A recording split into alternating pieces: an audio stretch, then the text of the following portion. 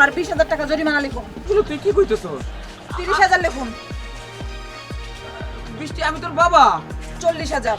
Madam madam madam আপনি পা ধরে কথা ম্যাডাম আমার জরিমানা একটু কমাই দেন, আমি গরিব মানুষ, এত টাকা দিতে পারবো না। আরে প্রকৃতি বাঁচার ম্যাডাম আমার জরিমানা একটু কমাই দেন ম্যাডাম।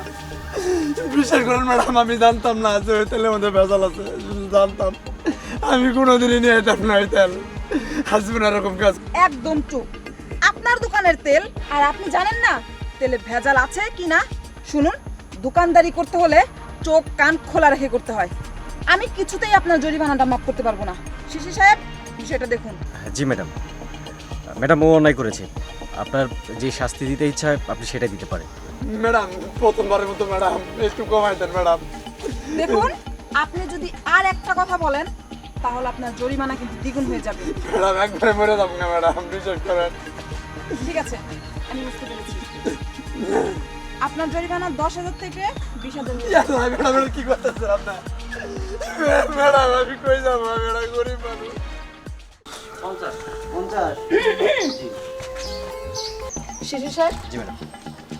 আমাদের কাছে নিউজ আছে আপনার দোকানে ডেট এক্সপায়ার মাল আছে, তাই আমরা চেক করতে এসেছি।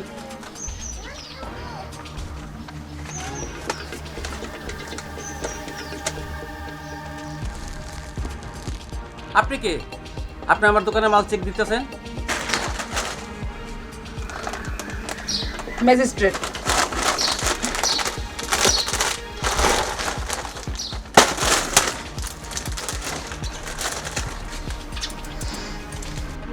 ম্যাডাম ম্যাডাম এটা ছিড়বেন না ম্যাডাম, ম্যাডাম এটা ছিড়বেন না, আমার লস হইতেছে ম্যাডাম, এটা ছিড়বেন না।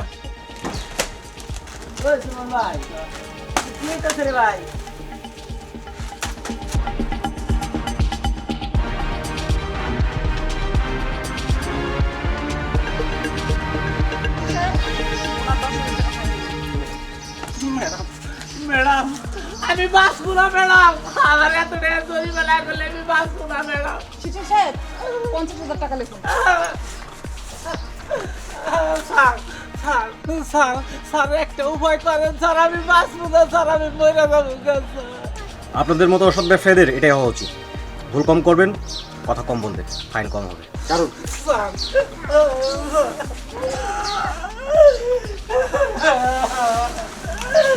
আজমত 720 টাকা, ইয়াসিন 1,500 টাকা, মকবুল 1200 টাকা। এইরকম করে 500 যদি বাকি নেয় তাহলে দোকান তো আমার লাটে উঠবো।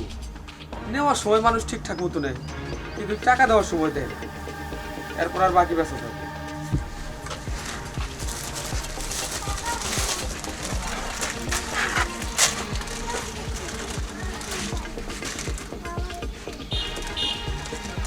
দশ মাস আগে এই মালটার ডেট ওভার হয়ে গেছে।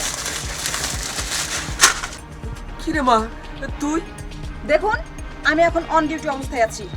আমি এখন শুধুমাত্র একজন সরকারি কর্মচারী। আমি না কারো মেয়ে, না কারো বোন, না কারো মা। শিশি সাহেব, ওনার 20,000 টাকা জরিমানা লিখুন। কি কইতেছস তুই? ওই নুডলসের প্যাকেট ছিলি কেন? কিসের ডেট শেষ হয়েছে? কি কইতেছস তুই? ম্যাডাম উনি তো আপনার বাবা হন, তাই না? শিশি সাহেব, আপনি হয়তো ভুলে যাচ্ছেন আমরা এখন ডিউটি অবস্থায় রয়েছি, আর আইন সবার জন্য সমান।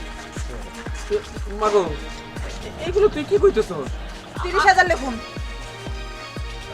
বৃষ্টি আমি তোর বাবা। 40,000। কিন্তু আমি তো কিছু বুঝলাম না, কিছু জানলাম না। এই জরিমানা কেন করা হইতেছে? দেখুন, আপনার দোকানের যে নুডলস আছে সেখানে 10 মাস আগে ডেট এক্সপায়ার হয়ে গেছে। কিন্তু বাবা আমি তো অশিক্ষিত মানুষ, আমি তো অত সব বুঝি না। দেখুন আগে, অন্ধকারের মধ্যে যদি মানুষ বিষ খায় তবুও কিন্তু সে মারা যায়। ঠিক তেমনই এই মেয়াদোত্তীর্ণ জিনিসটা যদি মানুষ খায় সুস্থ হয়ে পড়বে। এই এনে কি হইছে? কিছুই তো বুঝলাম না।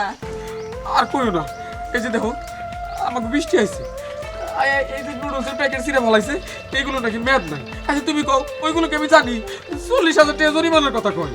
হায় হায়, এইটা কি কইতেছে বৃষ্টি? কথা কয় না তো। আমি 10,000 টাকা জরিমানা করছিল, আমি কথা কইছি দেখে 10,000 করে বাড়তে বাড়তে এখন 50,000 হইল। একটা কথা কই না, কিন্তু আমি বুঝতেছি না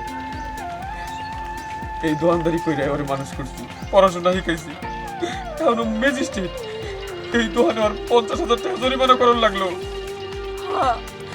কেমন শিক্ষিত বানাইলাম আমার মাইয়ারে, যে কিনা নিজের বাপের দোকানে 50,000 টাকা জরিমানা করলো।